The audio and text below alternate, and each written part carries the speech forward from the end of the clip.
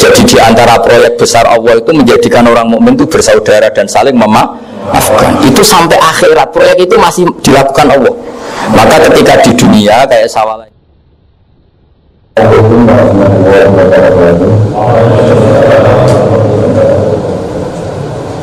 Alhamdulillahirabbil alamin wassalatu wassalamu ala asyrofil mursalin sayyidina Muhammadin wa alihi wa sahbihi yang sangat saya hormati semua yang ikut kesalahan Universitas Sarawak sama Bapak Rektor Profesor Kamal Mulyono, yang ikut Bapak Universitas Pak Tengger, Bapak Yulius Anggono, teman-teman kami juga tentang menulis kami di Alfa, Profesor Zeli Kahlan. Kebetulan di sini ada sektor aktivitas ini, semua yang datang dari alumni UGM yang ikut syawalan. Salah satu bentuk penghormatan saya pada UGM alumninya,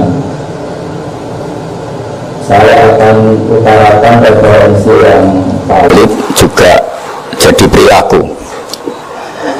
Ada aturan dalam ilmu hadis, jadi di antara aturannya itu sebuah riwayat itu menjadi kuat meskipun asal-usulnya riwayat yang lemah kalau menjadi perilaku sosial.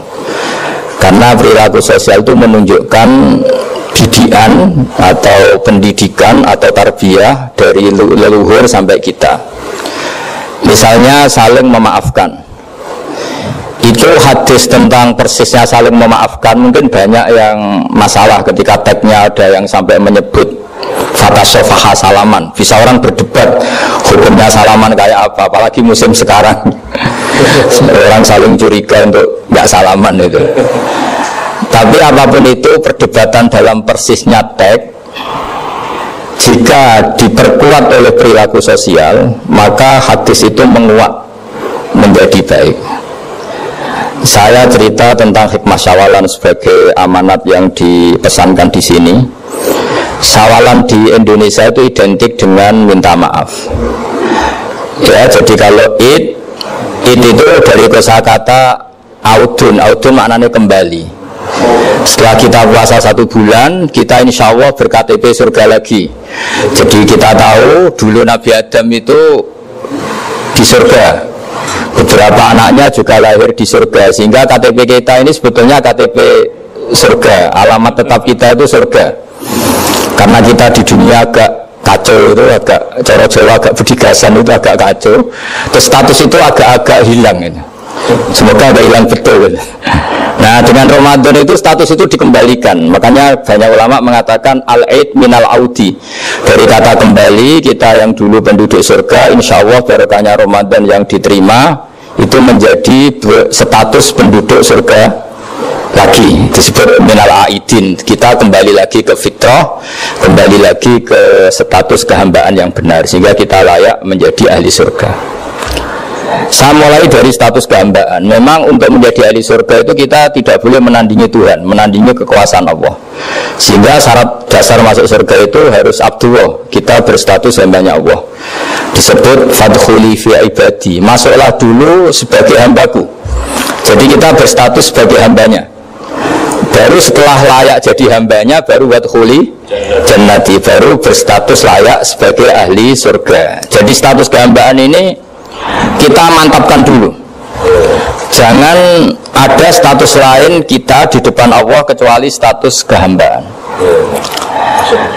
Saya punya analogi dan itu saya ulang-ulang, karena di antara ciri Quran itu mengulang-ulang sesuatu yang harus jadi pegangan. Saya ulang lagi, di antara ciri Quran itu mengulang-ulang sesuatu yang jadi pegangan. Jika kita belajar ilmu fisika atau ilmu apa saja, maka kita akan bicara materi sesuai statusnya. Jadi kita harus latihan untuk iman kepada Allah. Saya tanpa mengurangi rasa hormat, saya memberi contoh begini. Ini jam, materinya dari besi. Ini kertas, materinya ya kertas. Tentu secara fisik orang akan bilang jam ini lebih kuat timbang kertas, dan itu pasti dibenarkan dari segi materi. Tapi kalau Anda beragama dan Anda tahu bahwa pengendali alam raya ini Allah Ta'ala, maka kamu akan bilang, terserah Gus Bahar. Bisa saja jam ini saya punya niat saya hancurkan, kertas yang lemah ini saya simpan, sehingga jam tangan ini 5 menit lagi saya hancurkan sehingga benar-benar rusak, sementara kertas ini saya simpan sampai bertahun-tahun awet. Nah, kira-kira seperti itulah ilmu manusia. Sesuatu yang kita sangka kuat, ternyata Allah punya rencana menghancurkan itu. Dan yang kita sangka lemah, ternyata Allah punya rencana untuk mengabadikan itu. Nah, di sini pentingnya iman, lahu maqalidus samawati wal ard. Hanya Allah yang mengendalikan semua. Jadi jangan mentang-mentang kita punya ilmu bahwa materi besi itu lebih kuat timbang kertas, terus kita pastikan bahwa besi lebih awet ketimbang kertas. Kita sisakan satu keyakinan, terserah Allah, terserah pengendalinya. Nah, itu agama. Bilang terserah pengendalinya itu agama. Ya, mungkin tadi aja problem sinyal, saya ulang lagi. Ibarat saya ini megang jam tangan yang materinya dari besi. Ini kertas yang materinya lemah. Tentu kita akan bilang bahwa jam atau besi lebih kuat ketimbang apa? Kertas. Tapi Anda salah. Anda harusnya ngomong bahwa terserah pengendalinya. Bisa saja saya punya rencana menghancurkan besi ini sehingga 5 menit lagi hancur, dan saya baru ingin mengabadikan kertas ini, saya simpan di tempat yang aman. Nah, kira-kira agama itu bukan anti ilmu, sehingga agama boleh kamu mengatakan besi ini lebih kuat ketimbang kertas, tapi harus kamu tambahi dari segi materi. Tapi kalau dari segi pengendalinya, maka kita jawab terserah Allah Subhanahu wa Ta'ala. Ya, ini di sini pentingnya beragama. Jadi meskipun Mars itu kayak apa kuatnya, bumi gunung kayak apa kuatnya, ternyata gunung yang kita kira kuat ternyata nyimpan magma yang potensi meledak. Yang gunung kecil yang kelihatan dari pasir kecil yang tidak berdaya ternyata nggak nyimpan magma, jadi nggak direncanakan untuk diledakkan. Itu, nah agama itu seperti itu yang disebut di surat Yasin misalnya, Allah itu siapa? Biyadihi malakutu kulli, yang dalam kendalinya itu semuanya di alam raya ini.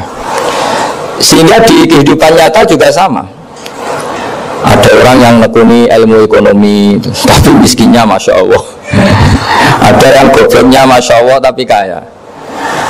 Ada kiai yang punya doa banyak, hidupnya biasa. Yang nggak punya doa kaya. Itu saya pernah baca di sebuah hadis qudsi.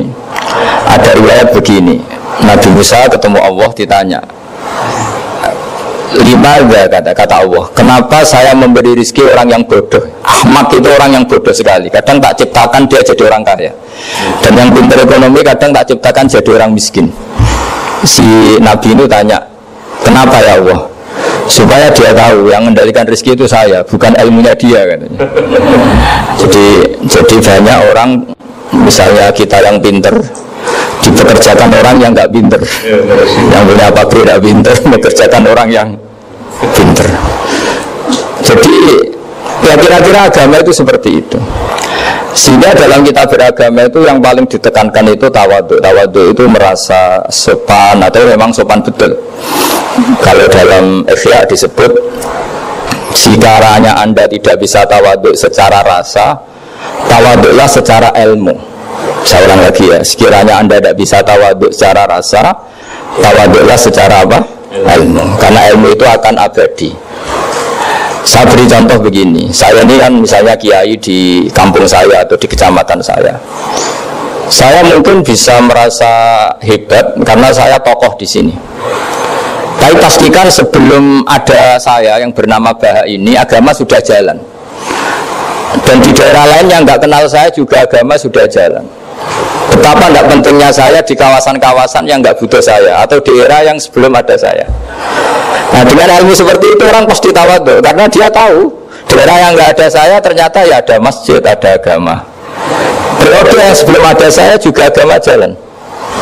Sehingga kita tidak kumo luhur, wah kalau nggak ada saya agama nggak jalan. Zaman Wali Songo tidak ada saya, agama ya jalan. Ekonomi juga gitu. Kalau Anda pakar ekonomi yang mensejahterakan rakyat, cara tawadhu itu kalau nggak bisa dengan rasa, dengan ilmu. Sebelum ada kamu banyak orang kaya, banyak orang yang nggak kenal kamu juga kaya, banyak periode yang saat itu udah ada Anda juga kaya. Berarti Anda ini tidak siapa-siapa. Makanya saya pernah didatangin seorang profesor. Ini kisah nyata. Sebetulnya saya dengan bapak saya itu pinter mana. Bapak saya itu tidak tamat SD, tapi saya bisa profesor. Saya ini profesor, anak saya naik kelas saja sudah senangnya bukan main. Artinya ini orang bodoh bisa menciptakan orang pinter, yang orang pinter kesulitan menciptakan orang pinter lagi. Nah, kalau kita tidak bisa tawaduk secara rasa, tawaduklah secara ilmu. Ikhlas juga gitu, saya sering mengajarkan ikhlas di beberapa kesempatan ngaji. Kalau Anda tidak bisa ikhlas secara rasa, ikhlaslah secara ilmu, pasti bisa, bukan mungkin bisa, pasti bisa. Secara ilmu, makanya di Quran disebut fa'lam annahu la ilaha illallah. Ilmu, fa'lam itu dari kata ilmu. Saya beri contoh, saya mulai kecil sampai sekarang saya sekitar umur 50 tahun. Mulai kecil sampai sekarang itu ya bilang kalau kertas ini putih. Itu ada yang gaji, ada yang bayar, tapi saya selalu bilang kertas ini putih. Yang hitam saya katakan hitam, yang merah saya katakan merah. Kenapa? Karena itu fakta. Saya ulang lagi, karena itu fakta. Sehingga saya untuk mengatakan putih tidak perlu ada yang bayar. Sehingga ketika kita latihan sholat, latihan ibadah, dan mengakui Allah itu sebagai Tuhan kita akan malu. Faktanya Allah itu kan Tuhan. Mau mengatakan fakta kok minta upah, ini gimana? Kita mengatakan Allah Tuhan itu sama dengan mengatakan kertas ini putih. Sama-sama itu fakta. Sama seperti saya mengatakan Pak Jokowi itu presiden kami. Itu kan fakta. Masa nunggu kalau dikasih BLT katakan presiden, kalau enggak ya enggak. Itu kan ribet jadi. Pak Manut misalnya rektor UGM, buat saya enggak digaji di sana atau enggak kerja di sana, bilang kalau beliau itu rektor. Pak Ganjar gubernur Jawa Tengah, buat saya dikenal apa enggak, beliau tetap gubernur. Lama sekali kita mengatakan fakta itu ikhlas. Ikhlas itu artinya enggak minta apa-apa, karena kita ingin ngomong sesuai fakta.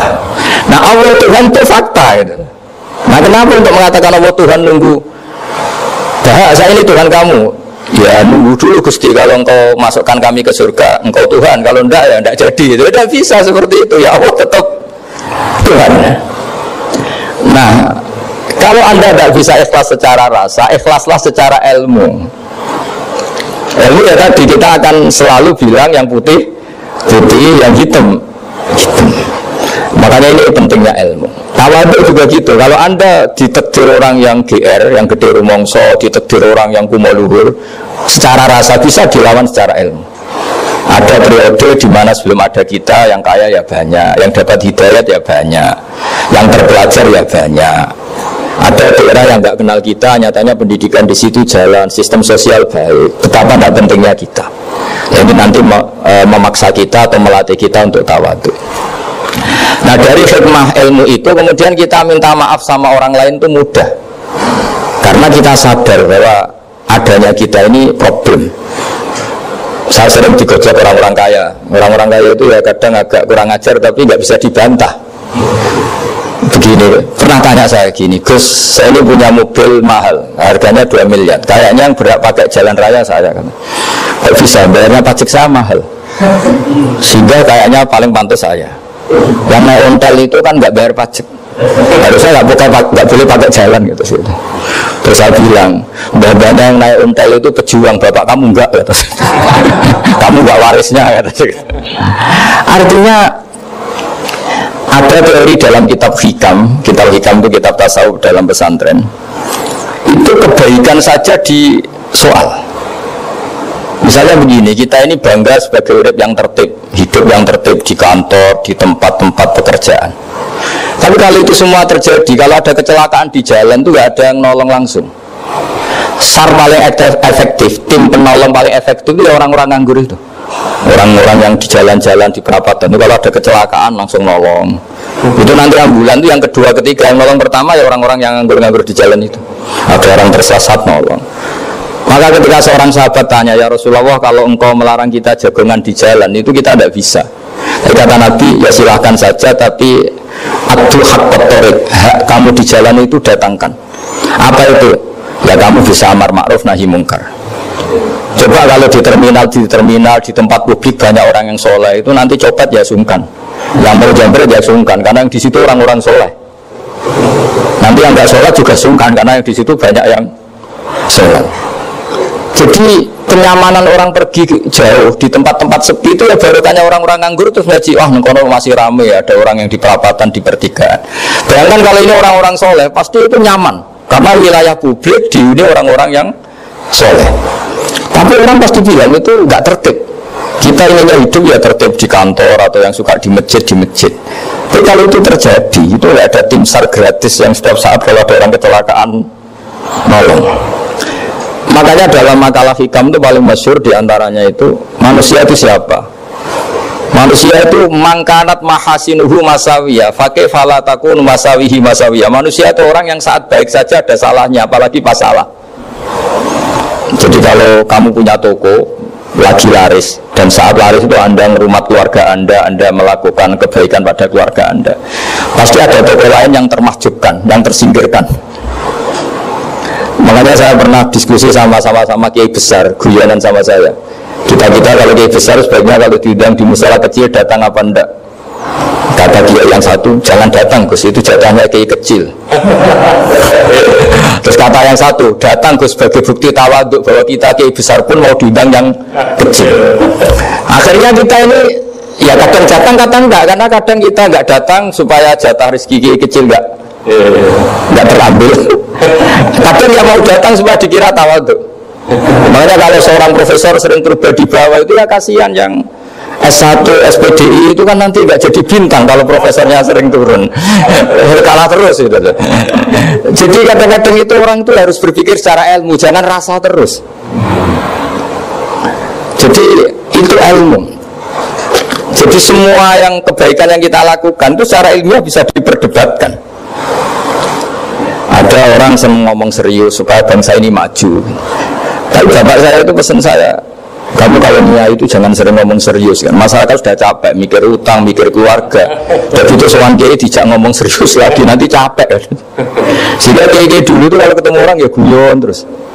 Karena tahu masyarakat sudah capek, sudah banyak yang takut tanggal kredit gitu. Sudah takut tanggal kredit, takut problem, soal kiai diancam neraka lagi, itu kan ketakutan berkali-kali. Jadi makanya ini kan kebaikan itu dievaluasi, karena kita tidak nabi, tidak wali. Jadi kalau kata hikam itu, apa yang Anda kira baik itu ada masalah, apalagi sedang masalah. Saya sering cerita ada orang suami istri harmonis sekali. Itu tanyakan ibunya, pasti mulai gak peduli dengan ibunya karena terlalu harmonis dengan istri. Itu pasti bukan mungkin lagi. Jadi jangan tanya istrinya, tanya ibunya. Oh, jok mereka lupa saya, ngalor itu sama istrinya. Tanyakan temannya, wah itu jok nikah lupa temennya. Tapi yang baik sama teman, tanyakan istrinya, jatah belanja untuk ngopi. Ya begitu terus itu. Jadi siklus sosial itu. Nah, di sini pentingnya saling minta maaf, karena dalam kebaikan kita pasti ada kesalahan. Ketika karir kita baik di pemerintahan maupun di kampus, pasti dengan sendirinya ada yang agak tersingkirkan. Meskipun itu sudah hukum alam, tapi apapun itu kita harus minta maaf. Makanya banyak, saya sering cerita berkali-kali, dulu itu ada dua nabi yang seangkatan. Itu luar biasa debat ilmiahnya, tapi debat baik. Mulai dulu ya ada polemik itu ya, mulai dulu ya ada. Yang Nabi Yahya itu suka berkawan orang-orang soleh. Kalau ditanya kenapa kamu berkawan orang-orang soleh, ya enak lah, karena berkawan orang soleh. Yang Nabi Isa sering berkawan orang-orang yang nggak jelas. Ditanya kenapa Anda suka berkawan orang-orang yang nggak jelas, innama ana tabibun udawil mardo. Nabi dan kiai itu ibarat dokter, ya tentu menyembuhkan yang sakit. Kalau Anda seorang dokter pasti neliti daerah-daerah pandemi, masa neliti daerah sehat. Nah, jadi dulu bapak wasiat ke saya gitu, gue lah jadi kiai gue bengkel, jadi kiai itu kayak bengkel. Kalau nggak siap dadanya orang nggak jelas ya jangan jadi kiai gitu. Itu ya, tapi kan masalahnya kita sendiri solehnya pas-pasan, takut terkontaminasi. Jadi yang jelek bukan jadi baik, kita yang baik jadi jelek. Nah itu kan mulai dulu ya polemik, sejauh mana kita punya kekuatan untuk tidak terpengaruh yang negatif. Yang negatif terpengaruh kita menjadi positif. Jadi ini cerita-cerita sawalan bahwa dalam kebaikan kita itu ada kesalahan, maka kita tetap istighfar, tetap saling minta maaf. Dulu bapak saya kalau diceritain ada seorang kiai sampai sepuh jadi imam masjid, istiqomah sekali. Dulu bapak saya itu guyu, ya istiqomah, tapi orang dia terus saya jadi kader. Jadi calon-calon kiai ini sudah putus asa karena nggak pernah punya kesempatan jadi imam. Jadi di balik istiqomah itu ya ada memahjubkan orang lain. Makanya alhamdulillah di Indonesia itu ada pegawai pensiun, kalau enggak habis itu. Karena yang anyar-anyar itu mesti ini kurang pengalaman, ini kurang senior. Ibaratnya ada pensiun kan gantian. Masalahnya di dunia kiai itu udah ada pensiun. Tambah sepuh tambah mantap, tambah sepuh tambah mantap. Nah itu sebaiknya ya mulai mundur-mundur sedikit dari imam masjid itu. Ya nyari-nyari yang lain lah supaya ada kaderisasi, ada. Jadi intinya itu di balik kebaikan yang kita lakukan pun itu ada masalah, sehingga kita butuh istighfar. Di sini pentingnya dawuhnya para wali-wali, dulu ada istilah wastighfaruna yahtaju ilal istighfar. Ketika kita minta maaf, sebenarnya minta maaf sendiri itu butuh minta maaf lagi. Minta maaf lagi itu butuh minta maaf lagi. Misalnya saya dengan Mas Hilmi ini akrab, pernah pakai uangnya misalnya. Itu kadang kita bayar itu malah tersinggung, kok kayak orang lain saja bayar. Minta maaf juga gitu. Kalau kamu punya teman akrab terus minta maaf resmi itu tersinggung. Kalau dia jaluk sepuro. Jadi kadang di sepuro itu malah masalah. Itu kan sama, kamu punya teman akrab terus kalau mau main assalamualaikum sakit masuk nopo boten angsal boten boleh nggak main, itu mesti teman kamu tersinggung. Oh kayak orang lain saja. Artinya ketika Anda merasa benar karena protokoler ketika masuk ke teman, ternyata itu salah. Teman kamu maunya nggak protokoler karena sudah akrab. Tapi ketika kita merasa akrab, ternyata sulon dianggap problem, kita nggak pernah tahu. Nah di sini kata ulama-ulama, minta ampun itu kebutuhan manusia, karena dalam kebaikan kita pasti ada kesalahan. Makanya disebut wastighfaruna yahtaju ilal istighfar. Kita selalu diajari Rabbana zalamna anfusana, ya Allah kita ini selalu mendolimi diri kita sendiri. Jadi saat kita baik pun ada unsur kesalahan. Jadi tadi kalau Anda jadi orang pasti ada yang termahjubkan. Kalau Anda kiai besar atau profesor atau pejabat turun ke bawah, ya kalau gubernur turun terus ya bupati gak jadi bintang kan? Kalau saya kiai besar misalnya turun terus ya kiai kampung itu ya kasihan. Misal pernah diundang Marakipan tidak datang itu kiai kecil bilang maturun Gus gak teko atau iwae gak untuk saya katanya. Baru tanya saya ada itu lucu ya maturun betul. Maturun Gus jenengan gak dugi jadi. Akhirnya jatah besarnya untuk saya. Nah, tapi yang punya rumah komplain. Gus tak udah ngeratau teko PP aku wong cilik. Nah, ini saya harus mendahulukan versi Soibul Bait yang punya rumah apa versi kiai yang termahjubkan. Artinya pilihan apapun saya harus istighfar karena ada saja unsur salahnya. Ya makanya ya saya minta UGM juga saya sering undang saya terus nanti dikira karena kampus besar Gus mau juga keliru lagi. Kalau 1-2 kali mungkin boleh, kalau keseringan ya nggak boleh. Nanti itu dikira saya maunya hanya sama kampus besar, padahal saya sama RT ya sering datang juga. Nah ini yang terakhir saya bacakan teks otoritatif sebagaimana janji saya. Kata Rasulullah SAW di sebuah hadis, ini terakhir nanti supaya nggak lama-lama saya juga punya wadifah. Ada orang itu punya hutang itu ya hutang, memang hutang. Singkat cerita orang itu tidak bisa bayar sampai akhirat. Dan aturannya Allah, orang yang punya hutang tidak bisa bayar ini harus diaudit, harus diselesaikan di akhirat. Kalau tidak bisa diselesaikan di dunia, diselesaikan di akhirat. Walhasil akhirnya di akhirat itu ditagih dan tidak mampu bayar. Karena di akhirat sudah tidak ada kredit, tidak ada ATM, tidak ada apa saja. Terus kata Allah, solusinya kebaikan kamu dikasihkan yang ngutangi. Ternyata kebaikan dia tidak cukup juga.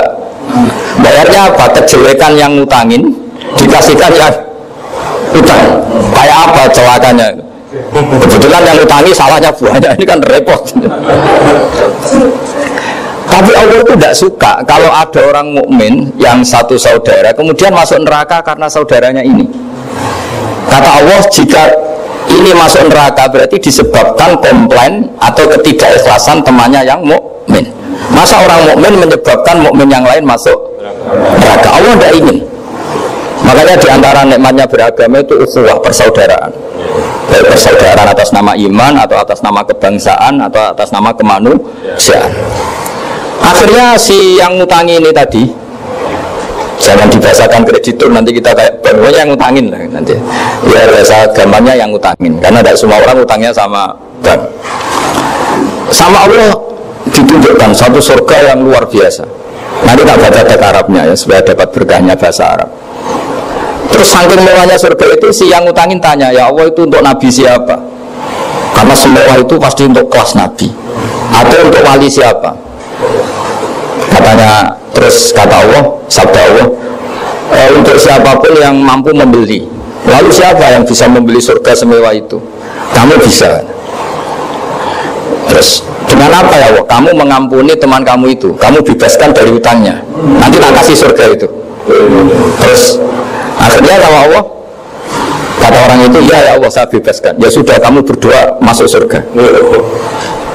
Karena Allah tidak ingin ada kasus aneh. Dua orang mukmin ini kan bersaudara. Masa bersaudara kemudian yang satu menjadi penyebab masuknya neraka karena ini tidak mau memaafkan. Artinya kalau kita sawalan itu harus benar-benar mau memaafkan, karena kalau tidak Anda menjadi penyebab teman kamu masuk neraka. Jadi kita janganlah jadi orang mukmin yang menjadi problem bagi saudara kita. Jadi makanya saya itu berharap ada wali utang saya tidak bisa bayar, karena ini masih dibela-belain Allah ini. Karena Allah nggak ikhlas kalau ada walinya masuk neraka. Jadi kalau ada wali utang kamu itu utangin saja, doain, nggak bisa nyaur, no? Nggak bisa bayar. Nanti ini akan dibela-belain Allah di akhirat. Karena wali ini nggak pantas masuk neraka. Ya, jadi kalau ada wali utang kamu mau bayar, sudah Anda tidak usah bayar, nanti di akhirat saja itu. Yang ribet kalau yang kamu utangin dia ahli neraka, kamu nagihnya disuruh masuk neraka. Nah, itu ribet itu. Tidak utang dia ahli neraka. Dia tak baca teksnya supaya ini ada di kitab Ihya halaman 197 juz 2. Status hadisnya waqala sahihul isnad, kata Imam Hakim, hadis ini sahihul isnad. Saya baca Arabnya nanti insya Allah sebagian ya supaya kelihatan teks aslinya di bab hukukul muslim. Bernama Rasulullah Shallallahu Alaihi Wasallam jalisun ifdhika hatta badat sanayahu. Nabi ketika santai-santai duduk tahu-tahu tertawa sampai gigi depannya itu kelihatan. Jadi tertawa sangat sampai gigi depannya kelihatan. Yang notabene beliau sering hanya senyum, kali ini tertawa betul sampai gigi depannya kelihatan. Faqala Umar radhiyallahu anhu, ya Rasulullah bi abi anta wa ummi mal ladzi adhakaka. Apa yang bikin kau sampai tertawa seperti itu? Qala rajulani min ummati jasaya baina yaday rabbil izzah. Dua lelaki dari umatku sama-sama sungkeman menuntut keadilan di depan Allah. Jasaya itu sungkem, duduk bersimpuh itu kalau dalam bahasa Arab itu namanya jasiyah. Faqala ahaduhuma ya rabbi khudli madlamati min hadza. Faqala wa rudda ala akhika madlamata. Qala ya rabbi lam yabqali min hasanati syai'un. Faqala wa ta'ala li talib kaifa tasna'u bi akhika wa lam yabqalahu min hasanati syai'un. Faqala ya rabbi falyahmil anni min auzari. Kalau kebaikannya dia tidak cukup, ya salah saya supaya dilimpahkan ke dia. Terus summa fadat aina Rasulullah sallallahu alaihi wasallam bil buka. Nabi di tengah-tengah cerita itu nangis. Senangis-nangisnya karena habis senang lalu nangis, karena ini kan kebaikannya sudah dikasihkan habis, tidak cukup. Akhirnya kejelekan yang ngutangin ini diberikan. Makanya kalau kamu ingin masuk surga, utangi orang-orang soleh sebanyak-banyaknya dan doain, nggak bisa apa? Nyaur. Tapi tak jamin orang soleh itu nggak suka utang, karena hidupnya sederhana itu. Kayaknya saya tidak akan utang masih ini, karena orang soleh itu hidupnya sederhana, pasti tidak butuh. Kalaupun utang paling ya untuk makan, kan gampang nyaurnya apa? Terus Nah, terus kata Rasulullah, faqala inna dzalika yaumun 'azimun yauma yahtadun nasu fihi ila yuhmala anhum min auzarihim. Terus fayaqulu Allah ta'ala lil mutadzallim, irfa basarak. Coba kamu lihat yang di sana itu ada apa? Fanzur fil jinan, coba surga itu kamu lihat. Faqala ya rabbi ara madaina min fiddatin wa qusuran min dhahabin mutallalatan bil lu'lu'. Saya melihat surga yang begitu mewah, semuanya bertatahkan intan, semuanya materinya dari emas, bertatahkan intan.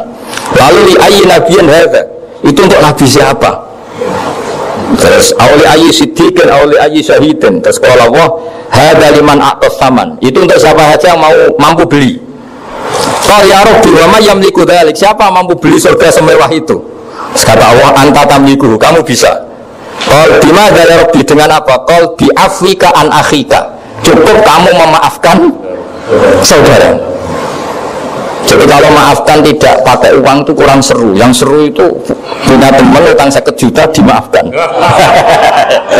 Jadi memaafkan paling seru itu maafkan apa? Utang. Kalau maafkan sama-sama salah miso apa itu enteng itu. Jadi yang seru itu teman punya utang 100 juta kamu itu seru. Dan nanti aja di akhirat nanti sudah ada akhirat. Ya nanti datanya di bawah kalau gitu. Ya, di Afrika anahika. Jadi surga semewah itu maharnya atau harganya cukup memaafkan saudara kamu. Terus kalau ya Rabbi qad afautu anhu, sudah sekarang saya maafkan. Fayaqulu wa ta'ala khud bi yadi akhika fa'adkhilhul jannah. Ya sudah sekarang kamu berdua sama-sama masuk surga. Karena ini orang soleh, nggak pantas masuk neraka. Yang punya utang ini nggak pantas masuk neraka. Ini yang ribet kalau yang utang ya ahli neraka, yang utangnya ahli neraka. Ngapain debat utang? Wong kamu sudah ahli neraka. Hanya tanpa kasus utang pun sudah jatah neraka. Ini ribet kalau ketemu orang-orang yang jatahnya ada di surga. Cuma qala sallallahu alaihi wasallam, ittaqullaha wa aslihu dzata bainikum fa inna Allaha ta'ala yuslihu bainal mu'minin yaumal qiyamah. Jadi di antara proyek besar Allah itu menjadikan orang mukmin itu bersaudara dan saling memaafkan. Itu sampai akhirat proyek itu masih dilakukan Allah.